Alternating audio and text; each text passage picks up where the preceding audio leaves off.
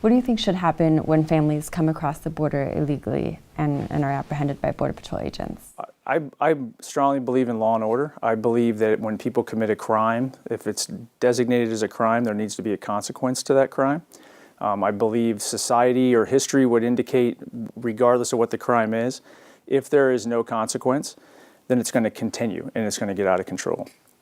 The specifics of those consequences are left up to Congress and the judges, if you will, the court system. I'm not going to get into that part of it, but there has to be a consequence for a crime.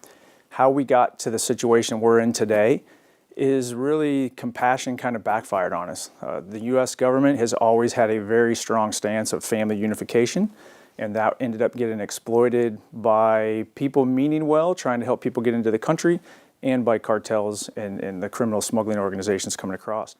We saw family units basically quadruple in the last few years. We've seen family units that we don't necessarily believe are family units. We've seen over a 300% increase in false claims to being family units. And that was all because we accidentally created this special group of society that was not going to be prosecuted. And that's the other part that I think keeps getting lost in this conversation.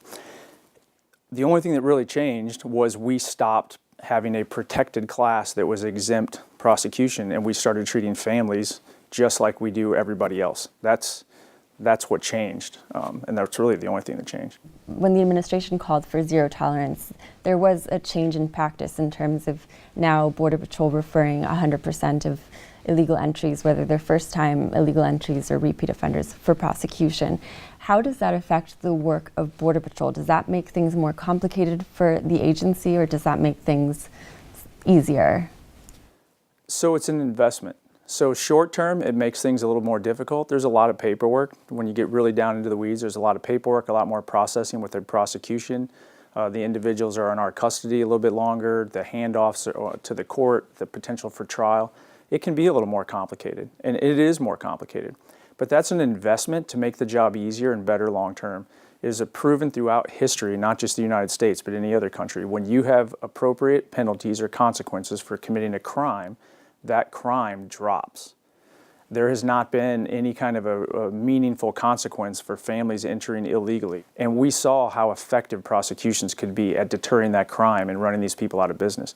So we've just systematically increased how many people we're prosecuting. But it's an investment, hoping that it sends a message that we actually take illegal immigration seriously, and if you cross the border illegally, you're going to be punished. President Trump ordered a stop to family separations last month, but asked that the zero tolerance policy, which led to an increase in family separations in the first place, be kept in place.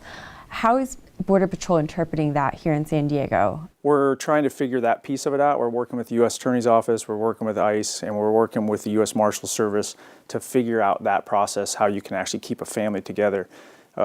Here in the U.S., we don't have family jails, we don't really have family prisons, if you will, so we're having to create that process where you can keep them safe and secure. Why we work that out, we're not able to meet the zero tolerance benchmark, if you will. But we're moving towards that, and we're moving towards that pretty quickly. What do you think about the public outcry over the family separations? Well, I think a lot of it is just based on misinformation. I'm as compassionate as the next person. I have a family. I understand the heartache. But I think that a lot of the outcry is missing the point that in the United States, any city right now, somebody's child is being taken away from them because they committed a crime and they're being prosecuted. It's just in that process they go to Child Protective Services within their local community. But this is the same at the federal level. And actually the numbers are minuscule compared to how many U.S. citizens children are being taken away from their parents. But the fact is, a crime was committed, and you have to decide, are we going to enforce our laws or we're not? And if we decide that this is not a crime, but then by all means Congress has the ability to change that. Congress can change the laws. But we don't have the liberty, and I think it sends a wrong message when you have laws on the books and penalties on the books, and then you don't enforce those. And again, I would back up that we accidentally kind of created this environment where family units were exempt prosecution, and I believe that it actually put more children at risk unintentionally, because then the children started being exploited as a way to get released once you got into the United States, and we saw this significant influx of some legitimate family units and a lot of not legitimate family units.